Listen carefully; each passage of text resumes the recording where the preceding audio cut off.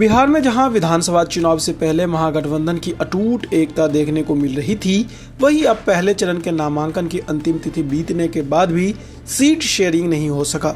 स्थिति ऐसी बन गई कि महागठबंधन के हर दल ने अपने अपने हिसाब से प्रत्याशी उतार दिए।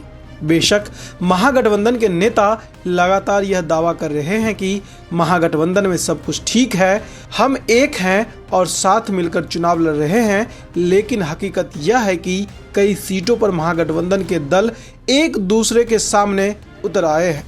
वहीं एनडीए की तरफ से सभी सीटों पर उम्मीदवारों की घोषणा और स्पष्ट रणनीति के साथ तालमेल दिख रहा है। अब तक की जानकारी के अनुसार 7 विधानसभा सीटों लालगंज, वैशाली, राजापाकर, बछवाड़ा, रोसड़ा, बिहार शरीफ और गौड़ा बौड़ाम पर महागठबंधन के अंदर ही फ्रेंडली फाइट की स्थिति बन गई है। गौड़ा बौड़ाम सीट पर आरजेडी और वीआईपी दोनों ने अपने उम्मीदवार मैदान में उतार दिए हैं। आरजेडी ने पहले यह सीट वीआईपी के खाते में जाने की बात कही थी, लेकिन चुनाव आयोग ने दोनों पार्टियों के नामांकन स्वीकार कर लिए हैं।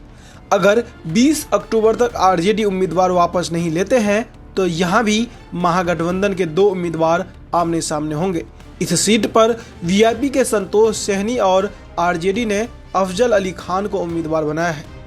बात वैशाली की करें तो यहां से आरजेडी ने पूर्व जेडीयू नेता अजय कुशवाहा को टिकट दिया है, जबकि कांग्रेस ने संजीव सिंह को उम्मीदवार बनाया है। बात लालगंज सीट की करें तो इस सीट पर भी महागठबंधन के अंदर फाइट दिख रहा है।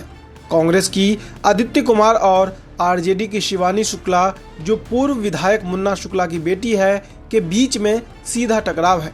राजापाकर और बछवाड़ा सीट की बात करें तो बछवाड़ा सीट पर कांग्रेस और सीपीआई आमने सामने है। कांग्रेस ने बछवाड़ा से प्रकाश दास को टिकट दिया, जबकि सीपीआई ने पूर्व विधायक अवधेश राय को उम्मीदवार बनाया है। रोसड़ा सीट पर कांग्रेस ने पूर्व आईपीएस अधिकारी बीके रवि को उतारा है, जबकि सीपीआई ने लक्ष्मण पासवान को मैदान में भेजा है। वहीं बिहार शरीफ में कांग्रेस ने उमैर खान और सीपीआई के शिव प्रसाद यादव आमने सामने हैं। जानकारों के मुताबिक यह विवाद सीट बंटवारे की प्रक्रिया में देरी और आपसी असहमति का परिणाम है। कांग्रेस ने 48 उम्मीदवारों की सूची नामांकन की अंतिम तिथि से ठीक पहले जारी की थी, जबकि आरजेडी ने 46 उम्मीदवारों की सूची पहले ही घोषित कर दी थी। भाकपा माले ने 20 उम्मीदवार और वीआईपी ने 15 सीटों पर दावेदारी ठोक दी थी। इससे कई क्षेत्रों में एक ही गठबंधन के 2 उम्मीदवार उतर आए।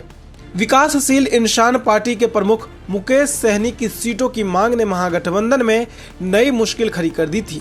सहनी ने शुरू में 60 सीटों की मांग कर दी थी, जिसे घटाकर 15 सीटों तक कर दिया गया, लेकिन आरजेडी नेताओं का कहना है कि उन्हें अधिकतम 12 सीटें दी जाएंगी। सहनी उप मुख्यमंत्री पद की मांग पर भी अड़े हैं, जिससे तेजस्वी यादव और आरजेडी नेतृत्व असहज महसूस कर रहे हैं। इसी बीच एक और झटका हेमंत सोरेन की पार्टी जेएमएम से मिला। झारखंड मुक्ति मोर्चा ने महागठबंधन से अलग बिहार में स्वतंत्र रूप से चुनाव लड़ने का ऐलान किया है। जेएमएम महासचिव सुप्रियो भट्टाचार्य ने कहा कि पार्टी बिहार में 6 सीटों चमकाई, धमदाहा, कटोरिया, पीरपैंती, मनिहारी और जमुई पर अपने दम पर चुनाव लड़ेगी। इस फैसले को महागठबंधन की कमजोर एकता का एक और उदाहरण माना जा रहा है।